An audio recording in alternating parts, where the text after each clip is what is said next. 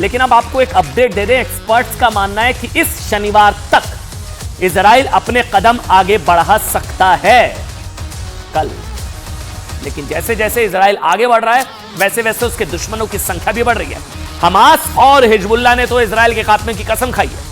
एक और देश की एंट्री हो गई, यमन से ऑपरेट करने वाले विद्रोही संगठन हूथी ने भी एंट्री मार ली है।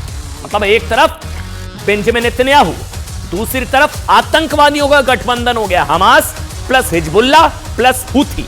देखिए रिपोर्ट।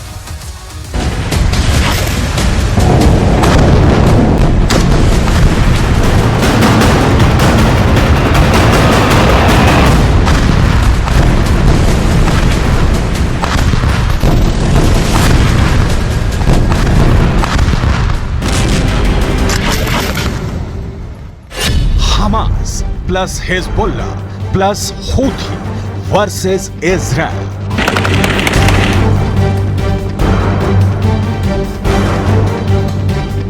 इजराइल के खिलाफ आतंक का गठबंधन।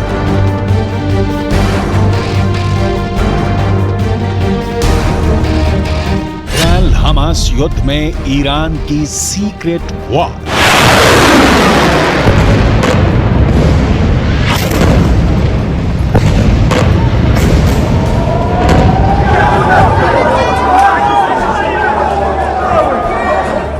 गाजा में घर में घुसकर मारेगा इजराइल।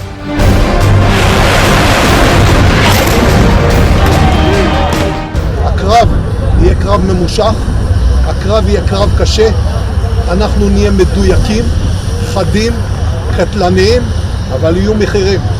אנחנו נשלם מחירים ואנחנו נמשיך עד שנבצע את המשימה במלואה. 14 दिन से जारी इजराइल और हमास के जंग ने वेस्ट एशिया में कई समीकरण बदल दिए हैं। 7 अक्टूबर को पहले फिलिस्तीन के आतंकी संगठन हमास ने इजराइल पर हमला किया था। इजराइल ने गाजा पर हमास के खिलाफ जवाबी कार्रवाई शुरू की। तो एक दूसरे चरमपंथी संगठन हिजबुल्लाह ने भी हमास की मदद के लिए इजराइल पर रॉकेट हमले शुरू कर दिए। लेकिन अब इस जंग में एक और किरदार की भी एंट्री हो गई है, वो है हूथी विद्रोही। यानी अब इजराइल एक साथ ट्रिपल एच का अटैक झेल रहा है। कैसे, आपको समझाते हैं। इस जंग की शुरुआत 7 अक्टूबर को हमास ने की। इजराइल ने हमास पर कार्रवाई की तो हिजबुल्लाह ने उत्तरी इजराइल पर रॉकेट हमले शुरू कर दिए। इसके बाद जब इजराइल ने हिजबुल्लाह के ठिकानों पर हमले किए तो अब हूथी विद्रोही भी इस जंग में कूद पड़े हैं।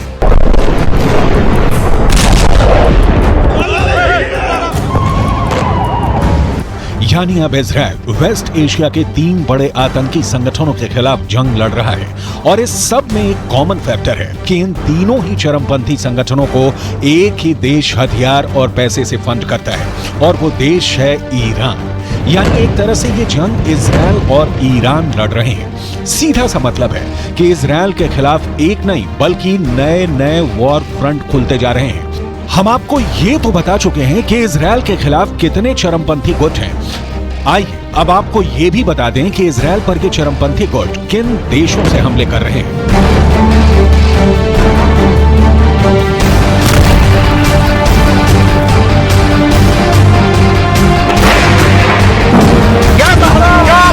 इजराइल हमास की जंग में अब 4 देश शामिल हो चुके हैं। इजराइल, फिलिस्तीन, लेबनान और यमन। हमास गाजा से ऑपरेट करता है, वहीं उसके सैन्य ठिकाने भी हैं जहां से वो इजराइल पर हमले कर रहा है। हिजबुल्लाह लेबनान से ऑपरेट करता है और अपने सैन्य अड्डों से वो इजराइल पर हमले कर रहा है। हूथी विद्रोही यमन से ऑपरेट कर रहे हैं और वहीं से उन्होंने इजराइल पर ड्रोन अटैक और 3 मिसाइलें दागी थी। इन मिसाइलों को लाल सागर में खड़े अमेरिकी युद्धपोत यूएसएस कॉर्नी ने इंटरसेप्ट किया। एक एक कर तीनों मिसाइलों को हवा में ही मार गिराया।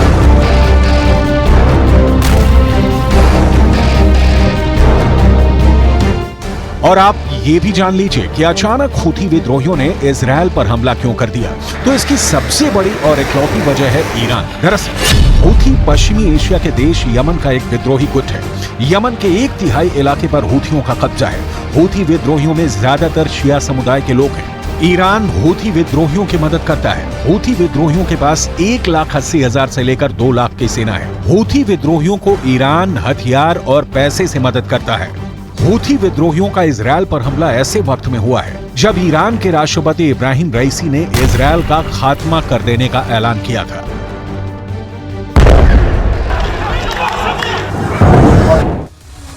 अब इस चीज को समझिए कि कैसे इजरायल का सामना अब एक नहीं तीन आतंकवादी संगठनों से, आतंक का गठबंधन हो गया इजरायल के साथ, सारे आतंकवादी मिल गए। लेकिन इस मुश्किल घड़ी में इजरायल के साथ कुछ ऐसे दोस्त भी हैं जो उसके साथ कंधे से कंधा मिलाकर खड़े हैं। फ्रांस ने तो अपने देश में फिलिस्तीन के समर्थन में होने वाले प्रदर्शनों पर ही रोक लगा दी है। जी हां, बिल्कुल ठीक सुन रहे हैं, तुलना करिए भारत से। वहां पर फिलिस्तीन के समर्थन में होने वाले प्रदर्शनों पर बैन, प्रतिबंध, रोक। फ्रांस में अब ऐसे प्रदर्शनों में शामिल होना गैर कानूनी है। फ्रांस की अदालत भी फिलिस्तीन के समर्थन में होने वाले प्रदर्शनों पर बैन को काफी हद तक जायज ठहरा चुकी है। हालांकि प्रतिबंध के बावजूद ये तस्वीरें देखिए आप, पेरिस में फिलिस्तीन के समर्थन में एक रैली आयोजित की गई, लेकिन अब वहां की पुलिस के पास प्रदर्शनकारियों को गिरफ्तार करने का अधिकार है। अगर फिलिस्तीन के समर्थन में सड़कों पर उतरे प्रदर्शनकारी फ्रांस में तो सीधे अंदर जाएंगे। हालांकि प्रदर्शनकारी फिलिस्तीन के समर्थन में रैलियां पर लगे प्रतिबंध का विरोध भी कर रहे हैं, लेकिन फ्रांस की पुलिस उनकी एक नहीं सुन रही। फ्रांस में करीब 5 लाख, अच्छा आप वजह जानना चाह रहे होंगे कि फिलिस्तीन का विरोध क्यों, लड़ाई तो हमास से है, तो फिलिस्तीन के समर्थन में प्रदर्शन निकालने पर रोक क्यों, ये वजह जानना चाह रहे होंगे ना आप। दरअसल फ्रांस में करीब 5 लाख ज्यूज यहूदी रहते हैं और हाल ही में यहूदियों के खिलाफ बड़ी हिंसा ने फ्रांस को यह फैसला लेने पर मजबूर कर दिया। हिंसा बढ़ेगी, नफरत बढ़ेगी समुदायों में, क्योंकि फ्रांस में यहूदी भी हैं। फिलिस्तीन के समर्थन में आप प्रदर्शन निकालेंगे। फ्रांस में अभिव्यक्ति की स्वतंत्रता पर बहुत जोर दिया जाता है, लेकिन फ्रांस के राष्ट्रपति स्पष्ट कर चुके हैं कि स्वतंत्रता का मतलब यह नहीं है कि लोग कानूनों का उल्लंघन करें। दूसरी तरफ भारत को देखिए, जहां लगातार इजरायल के खिलाफ और फिलिस्तीन के पक्ष में प्रदर्शन हो रहे हैं। तस्वीर आपको दिखाते हैं आज क्या हुआ। जयपुर में जुमे की नमाज के बाद बड़ी संख्या में मुस्लिम समुदाय के लोगों ने एक प्रदर्शन का आयोजन किया, जिसमें फिलिस्तीन की आजादी की मांग की गई और इजरायल को एक दहशतगर्द मुल्क बताया गया। अब भारत में भी यहूदी रहते हैं भाई, भारत में भी ज्यूज रहते हैं। इजरायल को आतंकवादी मुल्क बताया जा रहा है, तो जिन्होंने हमला किया क्या वो मासूम है? कल हैदराबाद में भी आपको याद होगा, ये देखिए आप तस्वीरें, ये सब भारत में अलाउड है। हैदराबाद में मुस्लिम समुदाय की महिलाओं ने, ये देखिए आप, इजरायल और अमेरिका के खिलाफ प्रदर्शन जो किया, लेकिन इस दौरान इजरायल और अमेरिका के झंडों को पैरों के नीचे रौंदा गया। ये देखिए आप तस्वीरें देखिए आप। कहते हैं कभी कभी टू मच ऑफ डेमोक्रेसी का नतीजा होता है, जरूरत से ज्यादा टू मच ऑफ डेमोक्रेसी, लोकतंत्र की अति, अभिव्यक्ति की अति, देश की क्षति। अभी याद करिए कुछ दिन पहले दिल्ली में जामिया यूनिवर्सिटी भी छात्रों ने इसी तरह के प्रदर्शन किए थे, और फ्री गाजा और पता नहीं क्या क्या कई जगह हुआ ये सब। मुंबई में तो इजरायल के झंडों को आग के हवाले कर दिया। ये देखिए आप तस्वीरें, इस पर फिर गिरफ्तारी भी हुई थी। इजरायल के झंडों को आग के हवाले कर दिया गया। कभी कभी लगता है फ्रांस मॉडल हमारे देश में लागू होना चाहिए। इतनी आजादी नहीं होनी चाहिए। आप जो है, जब भारत इजरायल के साथ खड़ा है, मतलब भारत की तरह दुनिया के बाकी देशों में भी इस तरह के प्रदर्शन लगातार हो रहे हैं, और कहीं कहीं तो मामला फिलिस्तीन का साथ देने से आगे निकलकर हमास के समर्थन तक पहुंच चुका है। ऐसे में फ्रांस का मॉडल पूरी दुनिया के लिए एक सबक हो सकता है क्या? फिलिस्तीन और इजरायल के मुद्दे पर दुनिया तो बटी हुई है, लेकिन इजरायल के लोग इस मामले में एकजुट हैं। इजरायल में हुए एक सर्वे में 65%, 65% लोगों ने माना कि इजरायल को गाजा में घुसकर हमास के खिलाफ कार्रवाई करनी चाहिए। रिपोर्ट देखिए आप। लेकिन हमास, हिजबुल्लाह, हूथी और ईरान की तमाम धमकियों को दरकिनार कर इजरायल के रक्षा मंत्री ने खुल्लम खुल्ला ऐलान कर दिया है कि अब वो हमास के खात्मे के लिए गाजा की सीमा के अंदर दाखिल होने जा रहे हैं। मतलब ये कि 1400 इजरायलियों के खून का बदला इजरायल की सेना गाजा में घुस कर लेगी। הקרב יהיה קרב ממושך, הקרב יהיה קרב קשה, אנחנו נהיה מדויקים, חדים, קטלניים, אבל יהיו מחירים. אנחנו נשלם מחירים ואנחנו נמשיך עד שנבצע את המשימה במלואה. That behaved like animals hunting other animals, going to target those animals, human animals, whether during the war and after the war, nobody is going to escape. Israel के रुख को देखकर लगता है कि वो गाजा में ग्राउंड ऑफेंसिव की तैयारियां पूरी कर चुका है। लिहाजा गाजा में ग्राउंड ऑपरेशन शुरू करने से पहले इजरायली प्रधानमंत्री बेंजामिन नेतन्याहू ने भी गाजा बॉर्डर पहुंचकर जवानों की हौसला अफजाई की। नेतन्याहू ने सैनिकों से पूछा कि क्या वो तैयार हैं, जिसके जवाब में सैनिकों ने कहा कि वो जीत तक के लिए तैयार हैं। עם ישראל עומד מאחוריכם, ואנחנו ניתן את המכה הקשה לאויבים שלנו כדי שנשיג ניצחון לניצחון. מוכנים? כן! मतलब साफ है कि अब इजराइल गाजा में हमास के घर में घुसकर हमास के आतंकी ठिकानों और उसके आतंकियों का खात्मा करेगा। और इसकी सबसे बड़ी वजह है 7 अक्टूबर को इजराइल पर हुआ हमास का आतंकी हमला। न्यूज 18 इंडिया की टीम उस जगह पहुंची जहां 7 अक्टूबर को हमास के आतंकियों ने सबसे बड़ा कत्लेआम मचाया था। किबुत्ज रईम के म्यूजिक फेस्टिवल में हमास आतंकियों ने 300 से ज्यादा लोगों को मार दिया था। उस वक्त यहां पर 3000 लोग पार्टी कर रहे थे। हम वहीं मौजूद हैं। न्यूज 18 इंडिया की टीम हर उस लोकेशन पे पहुंच रही है जो भयावह सुबह की जो दास्तान थी वो आपको बता रहा है न्यूज 18 इंडिया। यहाँ रेम में इस वक्त हम लोग हैं और एक बार आपको कैमरे के जरिए पूरा ये बड़ा मैदान नुमा जो जगह है वो आपको दिखाते हैं। देखिएगा घिरा हुआ है।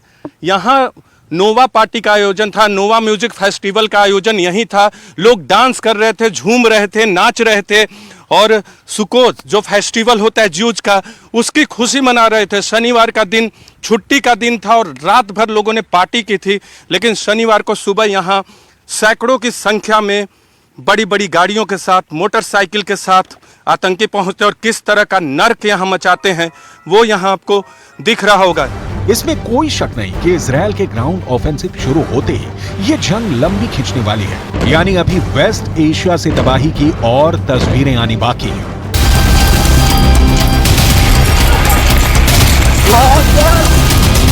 लिहाजा इजराइल के हिजबुल्लाह के खिलाफ जबरदस्त हमले की सूरत में ईरान भी लेबनान के पक्ष में खुलकर सामने आ सकता है और तब सीधी लड़ाई ईरान बनाम इजराइल की छिड़ सकती है, जिसका विनाशकारी होना तय है।